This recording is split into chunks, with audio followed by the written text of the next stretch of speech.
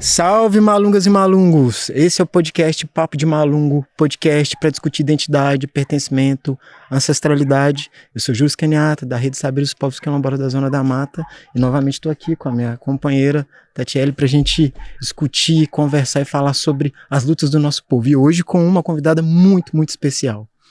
Oi, gente, eu sou a Tatiele, sou liderança quilombola da Vila Santa Efigênia, mas eu gosto sempre de reforçar que aqui no município de Mariana nós temos 4 comunidades quilombolas. A Vila Santa Efigênia, Engenho Queimado, Embaúbas e o Crasto. E, de fato, hoje nós temos uma convidada assim, mais que especial, que é uma parceira maravilhosa assim, das nossas comunidades e que sempre vai ser um prazer dialogar com ela. Prazer estar aqui, André de Jesus, deputado estadual, militante por moradia, militante pelas mulheres, pelo combate ao racismo. E é um prazer estar aqui, Júlio, um prazer, Tatiele, e um prazer voltar aqui em Mariana, nesse território sagrado. Pois é, a breve apresentação já fala muito sobre quem ela é, né? E dito isso, eu queria muito, assim, neste momento, conversar com a Andréia, assim, sabe? A gente sempre olha para a deputada com esse olhar de admiração, assim, de referência para nós, população negra e especialmente população tradicional, mas eu sei o quanto que tudo que você faz, né, atravessa a nós, mulheres pretas. Então eu queria muito te escutar, enquanto Andréia. Quem é a Andréia de Jesus? Um prazer, é bom refletir isso, né? Vai tirando um pouco, a política vai tirando esse pouco, o lado feminino, o lado humano, né? Você tem que ser super heroína. Mas eu sou filha de pais analfabetos, minha mãe ainda é viva, tá morando comigo. Minha mãe é de Teoflotone, então ela veio para a capital trabalhar em casa de família e só tinha 8 aninhos, assim, foi doada, ela é a caçula, foi doada por um casal de fazendeiros que falou que ia criar. Mas ela tem várias marcas no corpo que demonstram, né, assim, quantas vezes apanhou para aprender a cozinhar, lavar, passar. Então essa família que criou transformou ela nesse trabalho escravo. Então, assim, eu nasci em Venda Nova, na região de Belo Horizonte. Venda Nova é norte de Belo Horizonte. É uma região que demorou a chegar a transporte público, então eu lembro da gente andando a pé muitas horas para chegar no supermercado. É muito diferente do que é Belo Horizonte hoje, né? Que já tem uma estrutura que dá mais conforto para quem está na periferia. Mas eu nasci em Venda Nova e morei lá até os 12 anos. Depois meu pai trocou a casa num bar. Meu pai era assim, pai boêmio, pai mexia com futebol, pai mexia com escola de samba. E assim, é o desejo de ter uma casa melhor. A gente morava num barracão de 3 cômodos de comprido. Então essa coisa de para entrar no banheiro passava no quarto. Então o sonho era ter uma casa que tivesse corredores, sabe? Aquela coisa que parece casa de rico. Então ele trocou a casa várias vezes e trocava no bar, sabe? Jogando truco, resolvia trocar. E a gente trocou a casa e fomos morar no bairro Pedra Branca, que já é Ribeirão das Neves, onde eu moro hoje, né? Mas a casa era maior, então ele saiu de um ponto bom, Belo Horizonte, e foi morar em Ribeirão das Neves, que do ponto de vista geográfico tem menos estrutura, mas uma casa melhor. E lá eu fiquei até o ensino médio, aí depois ele trocou de novo, foi morar na favela lá no centro de Belo Horizonte, no Concórdia.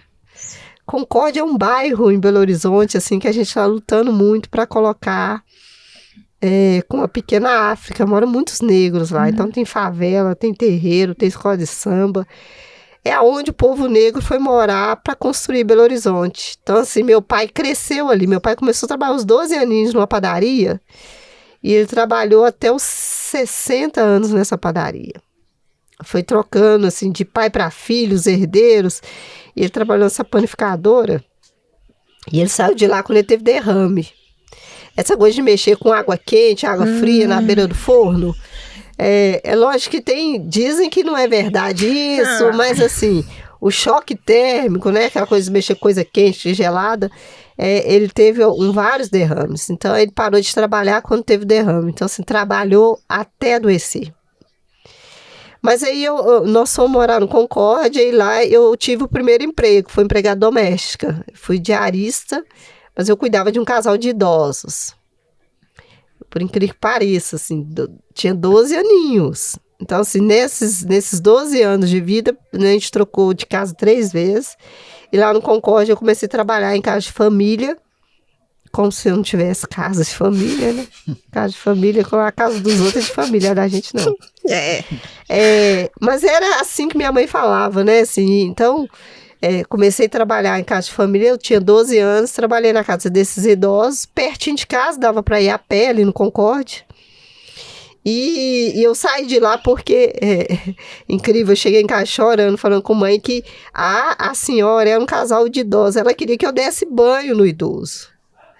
Aí eu falei, não, dá banho no homem, assim. Eu falei, 12 anos. Com 12 anos, nunca vi um homem nu, eu ia dar banho no homem. Aí eu corri pra casa chorando, aí a mãe não deixou de voltar mais nessa casa. Mas aí a gente passou a ser diarista, que aí eu fazia só limpeza, né? Essa coisa de cuidar de idosos, não tirei idade, né? Mas eu fiquei muitos anos, assim, trabalhando como diarista, até que eu fiz o concurso público, aí eu já casei. Eu casei com 18 anos, assim que eu saí do ensino médio. Mãe criou a gente para ser dona de casa, né? Então, assim, tinha que ter sua casa, sua vida.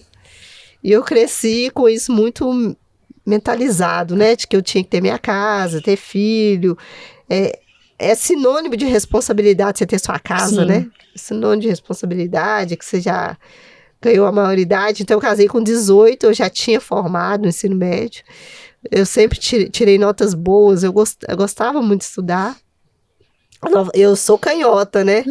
E eu apanhei muito na escola, apanhar mesmo. A professora dava tapa na mão porque estava escrevendo com a mão errada. Meu Deus. Eu lembro, na 4ª série, essa professora me marcou muito. Ela falou, quem escreve com essa mão não vai dar nada que presta. Não. Só queria encontrar com ela hoje. Exatamente. Não precisa, porque assim, o Brasil inteiro te conhece. Eu vou lá com o orçamento das professoras, que é assim, né, nós, tá? Mas eu, no ensino médio, aí assim que eu saí, eu casei, o casamento não deu certo, eu acabei criando meu filho sozinha. Mas mesmo assim, fiquei casada durante 10 anos. E aí eu mudei para Ribeirão das Neves novamente. Aí meus pais ainda ficaram no Concórdia, lá na favela, né, no Campo Confidência. É muito engraçado, assim, essa favela, os becos é com o nome de fruta, e a gente morava no beco abacaxi. Um abacaxi mesmo. Um abacaxi.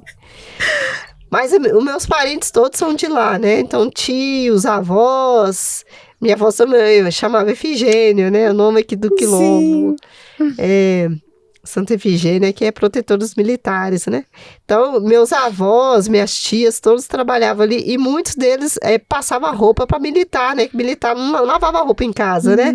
Que tinha medo de pendurar a farda. Não faz então, sentido, eles pagavam os outros para lavar a farda. Então, eu lembro de tias minhas lavando farda de PM.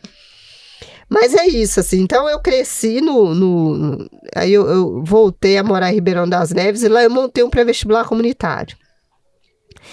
Com esse desejo de fazer curso superior e a dificuldade, quem sai do ensino médio, né, tentar tá no mesmo nível daqueles que saem de escola privada, né, a gente nunca chegava até o final dos livros de matemática, né, a gente sempre passava para o ano seguinte sem ter estudado o livro todo. E isso impacta muito na hora de fazer tanto a prova do Enem hoje, como o vestibular naquela época. Aí nós montamos um pré-vestibular comunitário com a ajuda da igreja. Eu sempre tive uma participação boa na igreja católica, fui ministra de Eucaristia, fui catequista de crisma, fiz muita romaria para Aparecida do Norte, para Gospamira. Não sei se vocês conhecem Gospamira aqui. Eu fiz muito, assim, acaba que o povo ia me colocando nesses lugares, né? Acho, de uma certa forma, eu tinha já um ar de liderança, né? Porque aí arrumar o ônibus para Aparecida do Norte e arrumar a lista, mobilizar e arrumar o lanche e pedir no mercado, né? E passar pedindo ajuda. E acabou que eu fiz muito isso na Igreja Católica. Então, o pré-vestibular, os padres ajudaram muito. Aí, na época, foram os maristas, que me ajudou a montar lá em Neves. E aí, com o apoio da PUC, né? Que é a Pontifícia Universidade Católica, né? Então, os padres têm um bom trânsito ali. E eles ajudaram com estagiários. Aí, eu acho que a vida mudou. Assim, foi um salto. Acho que de tudo que eu fiz, assim, o que mudou a minha mentalidade foi o pré-vestibular comunitário. Porque a gente não só estuda para dar conta de passar no vestibular e na prova do Enem, na época tinha muito estímulo para isso, né? Já era início do governo Lula, em 2003, 2004, 2005. Mas assim, a gente estudava, tinha uma aula que chamava pedagogia, mas na verdade o professor ficava ensinando a gente esse letramento que a gente não aprende na escola, né? Então eu lembro dele falando assim, olha, vamos ler uma revista Veja e a revista Isto É, pega a capa dessas revistas e vê o que a capa tá te dizendo, né? E aí a gente passou a fazer leitura política, que acho que é muito interessante, né? De como que a mídia, quando a mídia quer elogiar um governo, ela fala, o governo federal lançou um programa. Quando ela quer xingar, ela fala, o Lula assinou, entendeu? E essa leitura a gente não tinha, né? E aí ele chamava de geopolítica, né? Que é essa capacidade de você ler como que a imprensa influencia a gente... Muito. Com uma linguagem que parece que é neutra e não era neutra nada, né? E aí, na ciência também, né? Os livros didáticos sempre dizendo que a gente era herdeiro de escravos, né? Que a gente era descendentes de escravos. E nunca contando a história da África antes da gente chegar aqui. Então, queria colocar na nossa cabeça que, de fato, nós éramos inferiores e que a gente tinha que trabalhar para chegar no mesmo nível das pessoas que nos colonizaram, né? Então, foi muito bom o pré-vestibular. E aí, eu fiquei uns 3 anos na coordenação estudando. Até que eu percebi, assim, tava todo mundo passando o vestibular e eu ficando para trás. Porque quem ficava na coordenação, só trabalhando, e você não conseguia dedicar aos estudos, né? Aí eu falei, não, agora eu quero, agora é minha vez, né? 3 anos, e parecia assim, e passou muito rápido. E aí veio o ProUni, eu falei, não, agora tem mais oportunidades, não é só mais as cotas, tinha incentivo de faculdade privada, né, que também, com muitas críticas, né, ajudou, porque eu consegui uma bolsa 100%, fiz direito, mas eu fiz o Enem 3 vezes, né, assim, a redação difícil, né, assim, você entender o que está pedindo, escrever. Assim, eu achava que nunca ia passar. Na primeira vez não passei, na segunda. Na terceira já tirei 70%. Aí eu percebi, treino. Né, assim, não tinha nada de ser mais inteligente, ninguém, não tem mais inteligente, mais burro, mais sábio. É treino, né? E aí eu consegui, e aí eu fiz direito, assim. E aí eu já... Na faculdade já conheci movimentos sociais, não conhecia partido, e eu sempre faço essa crítica. Os partidos chegam na vida... eu percebi, assim, que a gente, primeiro... a vida pública começa na igreja. Por isso não pode... É muito duro ficar fazendo crítica às igrejas pentecostais.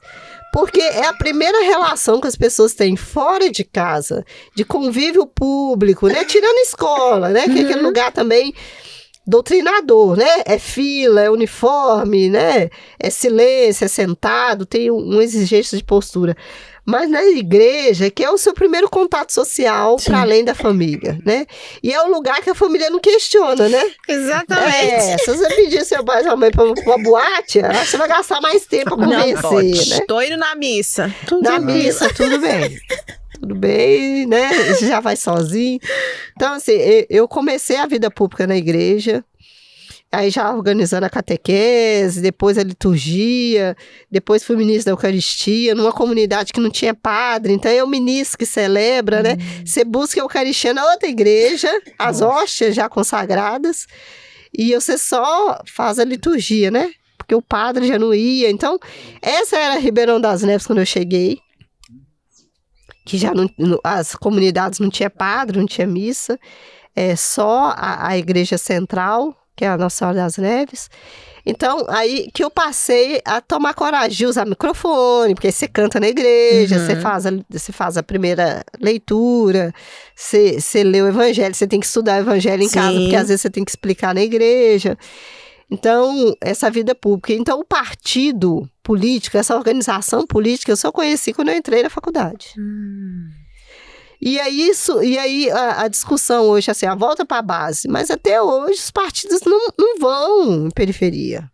Então, assim, raramente você fala assim, tem o partido, tá fazendo uma assembleia dentro de uma favela. Ou tá fazendo uma assembleia dentro de um quilombo. Eu tô para ver ainda, né? E aí, vocês estão dizendo que vai ter uma conferência aqui, né? Vamos então, assim, isso também é muito novo. Porque esses espaços institucionais acontecem dentro das instituições e não reconhece as comunidades como espaço político, né? Então, foi na faculdade que eu conheci a organização política que eu fiz parte há muitos anos, as Brigadas Populares. Nas brigadas, a gente atuava muito com a luta de moradia, então a gente acompanhava as ocupações urbanas, pessoas que ocupam terra para construir casa porque não conseguem moradia de outra forma, né? Mas também a gente fazia muito debate com a juventude, porque nas ocupações, o que mais era criança nascendo aos montes. E aí os conflitos também, né? Que é a disputa de poder, que tá ali o tráfico e outras coisas. Então também exigia da organização disputar as mentes e coração da juventude. E por último, era o que a gente chamava de luta antiprisional. Porque também nas ocupações havia uma criminalização muito grande. Então, assim, toda pessoa que ocupa a terra vira bandido, né? Então, os grandes latifundiários que estão aí, que não têm título de propriedade, tá tudo certo. Estão tudo recebendo incentivo do governo.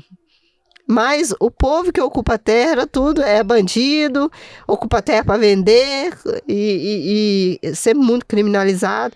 Então, a gente passou também a discutir muito a luta antiprisional. Então, hoje eu me reconheço como abolicionista penal. E é importante dizer isso, eu não acredito na cadeia como solução de conflito. Então, assim, a maioria das pessoas que hoje estão presas são pessoas que estão em conflito com a lei por causa de propriedade. E aí, quando eu falo de propriedade, roubou um celular, roubou banco. Então, assim, as pessoas são a desigualdade social, a concentração de riqueza na mão de poucos faz com que os pobres briguem entre si e muitas vezes pratiquem crimes que estão muito associados ao patrimônio. É muito mais. Nós temos uma segurança pública para defender patrimônio, carro, celular, casa, condomínios, né? Do que defender a vida, né? Então, poucas pessoas hoje que praticam homicídio vão presas, porque demora muitos anos até você chegar em quem praticou homicídio, mas quem rouba celular rapidamente vai preso, né? E poderia, se roubou um celular, devia devolver o celular. Põe a pessoa para trabalhar e devolver o celular, não era melhor?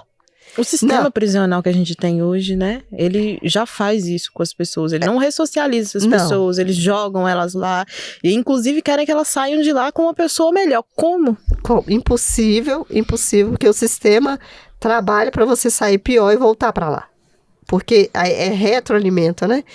Porque se o crime não compensa, o crime compensa sim. Porque o que juízes, advogados, defensores, salário de um defensor, de um promotor que fica lá assim, aumenta a pena. É isso que o promotor faz, aumenta a pena. Esse cara ganha salário hoje de 20 mil reais, 5, 6 estagiários. Então, se falar que o crime não compensa, compensa, né? Tem muita gente ganhando dinheiro roubando o tempo das pessoas, né? Porque quando você está na cadeia, eles ganham em cima do seu tempo ali dentro. E a pessoa sai muito pior, né? Porque é um sistema para desumanizar, né? Exatamente. E para você voltar de novo e continuar mantendo o ciclo. Exatamente. É muito bom te ouvir, assim, e toda a sua trajetória. Eu acho que eu me reconheço nessa trajetória, assim como outras tantas mulheres pretas vão se reconhecer, sabe? E eu queria me reconhecer só na parte boa, assim, sabe? Que é da sua força enquanto mulher mesmo, de buscar por melhorias, não só para você, mas para aqueles que estavam junto de você. Mas, assim, esse é um processo que, infelizmente, nós mulheres pretas passamos, e é um ciclo que eu acho que a gente vai tentando quebrar, sabe? Quando você, por exemplo, tem esse entendimento de que eu preciso fazer um cursinho, você já quebra um ciclo. A sua mãe, infelizmente, não teve condição de fazer esse processo, você veio seguindo o caminho da sua mãe, mas chegou um determinado momento e você falou, eu vou quebrar esse ciclo. Imagino que não deve ter sido fácil fazer a quebra desse ciclo, mas ele foi possível, sabe? Então, eu acho que as mulheres que estão nos ouvindo, nos assistindo, vão se reconhecer muito nesse processo da Andréia de Jesus, sabe? Da Andréia mulher, da Andréia forte, potente, por tudo aquilo que ela carrega enquanto mulher e não só enquanto deputada, sabe? Porque, de fato, eu acho que nesse processo de luta a gente vai se apagando, a gente vai perdendo aquilo que é nosso, sabe? Até porque que é o que você fez durante 3 anos no cursinho. A gente deixa a nossa vida de lado pra cuidar do outro. E aí, quando a gente abre os olhos, a gente fala, peraí, mas todo mundo tá caminhando. E por mais que eu esteja potencializando pessoas, quem vai potencializar a mim? Que é uma frase que a gente sempre usa, quem cuida de quem cuida, sabe? Então, ver que imersa ali em tudo aquilo, você teve esse despertar para que eu preciso também fazer, eu sou parte disso, sabe? Eu não posso ser só coisa, eu preciso ser sujeito dentro dessa história e ter esse dado a liberdade, essa possibilidade de cursar a sua universidade, ainda que tenha vindo, por exemplo, de um período assim de infância e juventude, né, muito difícil, passou ali pelo processo do casamento, da separação, de ser mãe solo, que também não é uma coisa fácil, você teve essa coragem, essa força e o despertar para ser uma advogada, assim, continuar a trabalhar com aquilo que você acredita, com aquilo que você defende. E que bom que o espaço da universidade foi esse espaço de acolhimento que te possibilitou abrir a cabeça para outras coisas. Todo mundo vem falar que a universidade, né, faz esse processo de tá idealizando muita coisa, não é desse jeito. O meu processo de despertar também foi na universidade, quando eu passei pela graduação. O mestrado também foi um processo que me ajudou também a concluir algumas outras coisas, mas eu vejo que para nós, especialmente população negra, a gente busca muito a educação como uma forma de nos salvar e salvar os nossos. Não deveria ser assim, né? Porque para as pessoas brancas, eles vão ali só como mais um espaço que é deles. Para nós, não. A gente vai para o espaço da educação porque a gente precisa melhorar as coisas que estão acontecendo conosco e com os nossos. Me dói fazer esse reconhecimento, mas ao mesmo tempo eu me sinto muito acolhida na sua fala e eu me sinto extremamente feliz e confortável de hoje estar olhando para você, essa mulher que traz todas essas marcas, mas que não deixou que essas marcas te resumissem a uma Andréia do passado, mas uma mulher que vem construindo novo e de uma forma assim, extremamente potente. Nossa, emocionante isso. Inclusive emociona, né? Trazendo essa síntese. Sua capacidade de síntese também é muito boa. É lógico que a gente contando assim, parece que passou rápido, né? Hoje eu tenho 47 anos. Então, desde esses 12 anos do primeiro emprego, né, até hoje, cada dia parece que é 48 horas, né? Não parece que são 24. Porque você tem que dar conta de um monte de coisa. Tô falando assim, quando meu filho nasceu, a gente ainda usava fralda de pano. De pano. Você usava a fralda descartável pra você sair de casa, né? Porque dentro de casa você tentava economizar ainda com fralda de pano. O Thiago tem 27 anos. E assim, se eu for também trazer toda a realidade que eu vivi, assim, de educar o Thiago e de olhar, assim, meus vizinhos falavam, quando eu separei, falei assim, esse menino vai dar nada que presta, porque sem pai perto, e assim, aí essa responsabilidade, né, que aí todo dia você acordava de manhã, poxa, gente, nossa, por que eu separei? Será que vai dar isso mesmo? Será que esse menino vai, né, assim, vai pro crime, não vai ficar revoltado? Um homem negro também. E como será? Então, assim, a gente passou por muitas situações difíceis. Cheguei a precisar de cesta básica dos vicentinos. Então, assim, são coisas extremamente humilhantes, e que eu consigo ir trabalhando agora, e a terapia também vai ajudando a gente, né? Ir trabalhando isso, falar disso, mas falar isso dizendo do ponto de vista político, né? as artimanhas que a gente vai construindo para sobreviver, né? Desde o ticket de leite, na minha época, a sopa na escola, a sopa nos vicentinos, nos terreiros, outra hora na casa nas casas espíritas, né? Que distribuía coisas, assim, na capital tem muito isso, nas grandes cidades, né? Os espíritas, né? O povo kardecista que também tem uma culpa cristã ali, né? Beneficiaram demais com a escravidão. E chega uma hora que querem retribuir isso, e que bom, né? Que tem pessoas brancas reconhecendo isso. Então, assim, viver de sopa, doação e filas. Eu falei, nossa, vender latinha, vender cerveja no carnaval. Passei por tudo isso. Eu falei, gente, hoje quando eu vejo, eu falei, meu Deus, é muito pouco. Sabe assim, é muito esforço físico. E no final, assim, é desumano. Desumano. Porque você tá vendendo latinha, tá vendendo material reciclado, assim, né? Na capital, muito isso. E aí, mas assim, no final do dia, gente, é muito pouco. 5, 10 reais, 20 reais. O dia inteirinho carregando coisa, sabe? Então, você pensa assim, dá pra comprar um quilo de carne. Mas é isso, né? E aí, é bom falar disso para não esquecer do lugar que a gente veio. Exatamente. Dos compromissos que a gente tem. Que estar na política não pode ser esse espaço para negociar isso. Sabe, eu sei muito bem o que é ficar o dia todo. Vendi Avon, vendi calcinha, vendi lingerie, né? Então, assim, eu já experimentei de tudo, mas era isso também, não ficar sem dinheiro, não precisar. Na época não tinha esses auxílios, essas bolsas, né? Então, tinha que se virar para levar dinheiro para dentro de casa, comprar pão. Então, são coisas que moldam quem a gente é hoje, mas infelizmente, assim, eu poderia estar mais longe. Sim. Se eu não tivesse exigido tanto o meu corpo jovem, com esses trabalhos braçais e com essa exigência que limita. E até a questão das oportunidades também, né? Porque as oportunidades pra gente, elas são muito mais complexas, né? Por exemplo, você teve primeiro que casar, ter seu filho, criar seu filho, fazer o cursinho, empurrar todo mundo no cursinho pra depois pensar em você, sabe? Então, assim, de fato, a gente sempre faz essa reflexão, né? Porque a gente vê, por exemplo, nós, população negra, sempre chegar, assim, mais pro finalzinho de vida. Isso, sim, não pode ser um processo pra gente desistir das coisas. Mas é de entendimento que pra nós sempre vai ter entraves maiores, sabe? E sabendo disso, a gente precisa construir esse espaço de abrir portas, que é o que eu sinto muito que você faz, sabe? Por isso eu queria, inclusive, te fazer uma pergunta. Quando foi o seu despertar, assim, pra política? Gente, agora, eu preciso fazer um outro processo de abrir portas, eu vou me inserir na política, vou, sei lá, ser vereadora, deputada, o que eu vou fazer aqui pra construir esse processo? Quando foi esse despertar? Menina, me jogaram nesse negócio.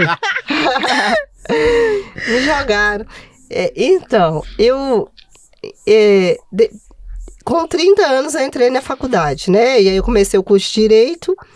E aí eu ainda diarista, eu trabalhava na casa de uma moça que estava fazendo concurso lá em Neves. Ela queria ser procuradora lá em Neves. E aí ela me falou, eu era diarista na casa dela, ela falou assim, olha, tem concurso público aberto lá na sua cidade. Faz o concurso. E aí eu olhei, eu só não tinha o superior ainda. E aí ela falou comigo assim, eu fui olhar e tinha, e no edital, como que é? Ribeirão das Neves não tinha concurso para nada. Era que esse coronel indicando para todos os cargos. E aí o Ministério Público embargou isso. Então, assim, obrigou a ter concurso público para todos os cargos. E aí eu me inscrevi no concurso para educadora infantil, que na época era crecheira, para cuidar da creche. E aí eu falei, não, com o ensino médio eu vou pegar o cargo mais baixo, né? Não vou ficar exigindo esse, nem exigia curso superior, então eu fiz esse, que era ensino médio, e passei. Aí que deu um alívio, porque educação infantil é meio horário, né? Então eu trabalhava de manhã, e aí que eu consegui melhorar e passar estudar melhor e melhorou as coisas. Aí eu também já tinha mais tempo para dedicar à faculdade e tudo. E aí, na sala de aula, aí outras leis foram surgir, né? A 10.669, tinha obrigação de falar sobre a história da África, dos afrodescendentes na escola. Eu comecei a fazer alguns trabalhos nessa escola que eu estava trabalhando. E aí, uma colega minha, inclusive, que é petista, Nancy, ela já era pedagoga em uma outra escola. E a prefeita de Neves era do PT. Então, ela chamou Nancy para coordenar um trabalho, porque já era obrigatório fazer esse trabalho nas escolas falando da história da África. E aí, o governo do estado, na época, já tinha mandado material. Então, era obrigatório usar o tal do material. Então, começaram a selecionar professores que pudessem desenvolver esse trabalho. E aí, Nancy me conhecia da igreja, porque ela vive na igreja, né? Inclusive, ela quase foi... Não sei se vocês conhecem Nancy. Nancy é uma senhora grande, né? E ela tem tudo. E ela me chamou para fazer parte da Secretaria de Educação para ajudar a trabalhar isso nas escolas. E como eu já estava fazendo curso superior e a maioria das minhas colegas não estavam, né? Das professoras, aí falaram assim, vou chamar essa aqui que ela está fazendo direito. Ela vai dar conta de explicar a lei e tudo. E aí as portas foram se abrindo por causa disso, né? E aí eu passei a fazer, aí eu fui para a Secretaria de Educação. Na Secretaria de Educação, eu passei a dar consultoria para as escolas de Neves sobre a lei, mas também estudei muito, fui debruçar sobre os livros. Na época, Nilma Nilno estava lá no FMG, mas também estava no governo do estado e foi ensinando a gente, a Nilma. Outras mulheres também que tiveram à frente da produção dos livros didáticos. Então, estudei pra caramba. Não sei se podia falar caramba. Já tudo falou? certo aqui, ó. Ei. E aí, me tornei referência, assim, né, na educação, fazendo esse trabalho. E aí, na época, em Belo Horizonte, a minha organização, as Brigadas, estava construindo as muitas em Belo Horizonte, que era um movimento popular questionando as eleições de Belo Horizonte. Foi na época que a Áurea Carolina foi candidata a vereadora. E aí começou a construir esse movimento, né? E era a ideia carnavalizar a política. Então, o Carnaval de Belo Horizonte voltou também como ato de questionamento, né? De questionamento da política. Tinha alguns movimentos como a Praia da Estação, questionando o prefeito da época, que estava proibindo, colocando grade nas praças para não deixar a população de rua sentar na praça.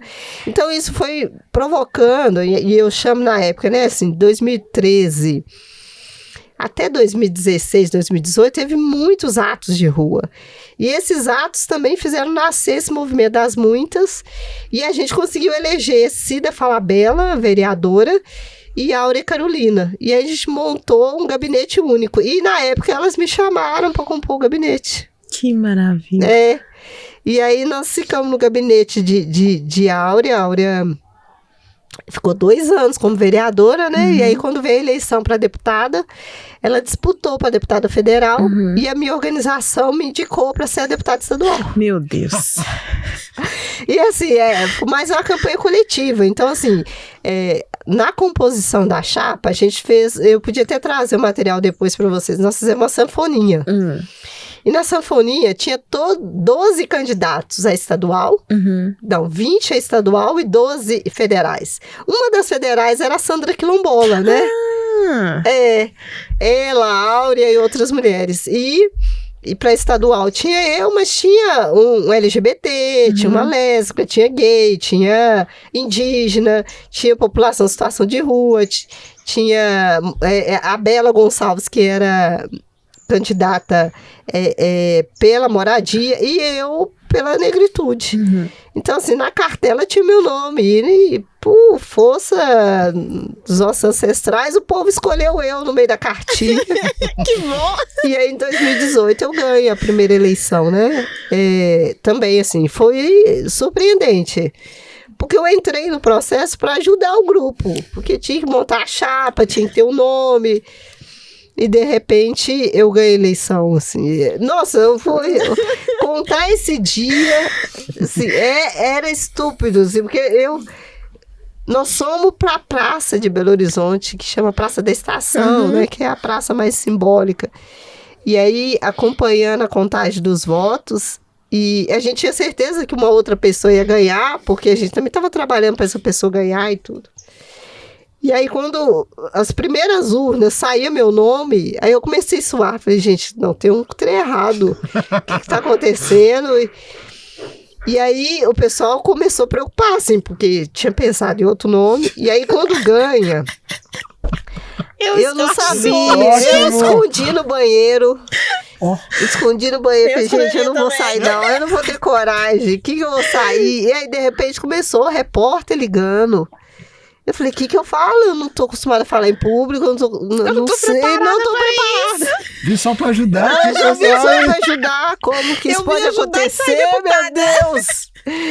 Mas uma frase que me marcou muito, porque aí as meninas que me ajudaram, assim, nós fizemos um jingle na favela, os meninos do Passinho que fez o meu jingle. Ai, gente. Meu Deus do céu, assim, gravado em cima de uma laje, lá no aglomerado da Serra. E aí, quando eu ganhei, aí o pessoal comemorando, eu falei, gente, eu tenho que ir embora, porque o ônibus que vai para Neves, ele vai até às 22 horas, depois não tem ônibus. E aí uma colega, ela falou assim, Andréia, você é deputada?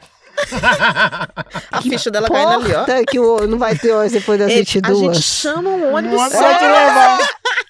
Não, você vai de táxi, você vai de Uber, você vai de outra coisa, mas não precisa se preocupar mais. Sim. Mas, nossa, e o dia seguinte? E assim, como? Nossa, foi uma semana assim, sem. Eu falei, não vou sair de casa. Não vou sair de casa, não quero encarar ninguém. A ressaca pode virar deputada, né? Eu acho que isso deve ter sido muito desesperador mesmo, porque eu escutando aqui essa história, e eu achava assim, não, eu fiz um processo de construção, aí tentei, por exemplo, vereadora, depois... Não. Deve ser muito desesperador, porque quando você vai, você sabe que você leva muita coisa com você, tudo aquilo que você é, assim, e o seu povo junto.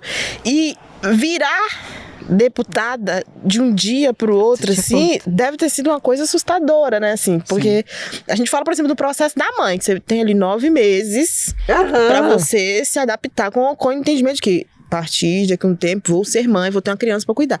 Agora, você virar deputado, e um deputado estadual, e sendo essa referência, acho que deve ter sido, assim, muito desesperador, assim, esse processo, E sabe? a Assembleia não tinha mulher negra, né? Aí, ó.